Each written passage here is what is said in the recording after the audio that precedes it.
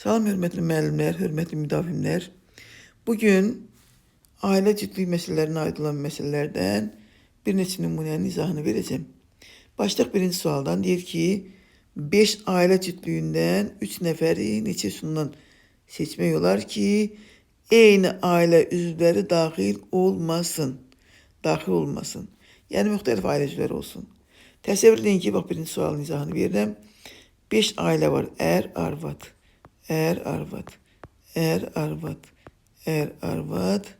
ve nihayet arvad. 5 ailədir bunlar. Diğer buradan 3 nəfəri elə seç ki, eyni ailənin üzvləri olmasın. Önce 5 ailədən 3'ünü seçeceğim. Düzdür, tutaq ki, bir ailə burada, bir ailə burada, bir ailə burada. Arvad. Sonra bu 3 ailədən 3 nəfəri seçməliyim ki, eyni ailə üzvlərinin olmasın da. Gəlin bax bu birinci ailədən, 2 nəfərdən birini seçirəm. Keçdim ikinci ailədən yenə ya ya arvad 2 nəfərdən birini seçirəm. Eyni qayda 3-cü ailədən də 2 nəfərdən birini seçirəm. Olur nə? Müxtəlif ailə üzvləri 3 nəfər. Bunu hesablayırıq. Kombinizon 5'ten 3 nə edir? 10 vurulsun 8, o da 180. Cevap 80 olacaq birincinin həlli. Keçək ikinciyə nə deyir? Deyir ki, 6 ailə cütlüyündən 4 nəfəri neçə üsulundan seçmək olar ki, eyni ailə üzvləri daxil olmasın, yenə deyir daxil olmasın. Yenə bu dəfə 6 ailədən 4 nəfər seçməliyəm. Öncə 6 ailədən 4 ailəni seçirəm. Sonra hər ailədən ikisindən birini seçirəm. Ya ya arvad. Hər 4 ailənin ikisindən birini seçirəm. Hər 4 ailədən ikisindən 2 nəfərdən birini. Bu da bərabər 6'dan 4 ile kombinizon 6'dan 2'dir. 15 edir bu da. Vur 16. 15 vur 16 o da 240. Üçüncü məsələyə baxaq. Deyir ki, 5 ailə cütlüyündən 3 nəfəri neçə üsulundan seçmək olar ki, orada yalnız bir ailə cütlüyü olsun. Yani bak burada dursun. Bir ailə cütlüyü ya ya arvad, düzdür? Bu ilə arvad, bu 5 tane ailədən biri olacaq. Yani bu olacaq 5. Düzdür? Qoyun geçin yazın bir de, tersini yazın. Deyək ki, burada duracaq nə? Veyahut da arvad. Bu ilə arvad 5 ailə cütlüyündən biri olacaq. 5 ailə cütlüyündən biri olacaq. O da 5 ailədən biri də vurulsun.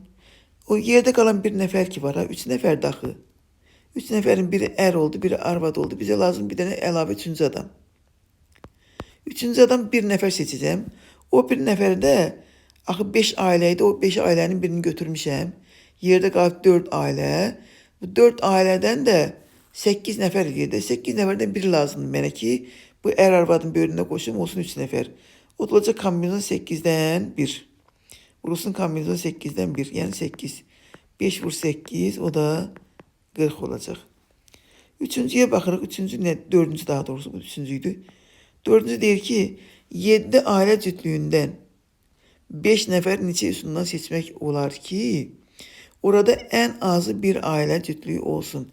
En azı bir ailə. Yani ya 1 olsun, ya 2 olsun, ya 3 ailə olsun, ya 7'si də ailə olsun. 5 nəfərin 4'ü ilə ailə üzvü olsun. Düzdür? Bunu seçmək üçün en yaxşı bu en azı bir sözü varsa, bunun tamamlayıcısını tapmaq daha yaxşıdır. Yani ümumi halların sayından çıxıram, en azı birinin inkarı nədir? O heç yoxdur deməkdir də. Onda belə çıxır ki, mən ümumi halların sayından ümumi hal nə olacaq? 7 ailə 14 nəfər eləyir. 14 nəfərdən 5 nəfər seçirəm. Bu ümumi halların sayı. Kombinizon 14'den 5. Bundan çıxacağım. Deyir ki, en azı bir ailə olsun. Bunun inkarı nədir? Heç ailə üzvü olmasın. Yəni bu 5 nəfər ki var ha, müxtəlif ailə üzvləri olsun. Bu da birinci məsələyə yoxşur da. 5 seçilmiş ailə eyni ailələrin üzvləri olmasın. Yəni mən 7 nəfərdən, öncə 7 nəfər ailədən 5 nəfərin ailəni seçirəm, qoyuram qarşıma və hər 5 ailənin 2 nəfərindən birini seçirəm ki, nə olsun? Müxtəlif ailələrə ait olsun. Demek ümumi hallardan çıxıram neyi? Müxtəlif aileye ait olanları, yerde kalan ne olur? Yerde kalan hallarda en azı bir aile iştirak edir. Bunu da özünüz hesablayarsınız. Vesselam, sağ olun. Növbət videolarda görüşərik.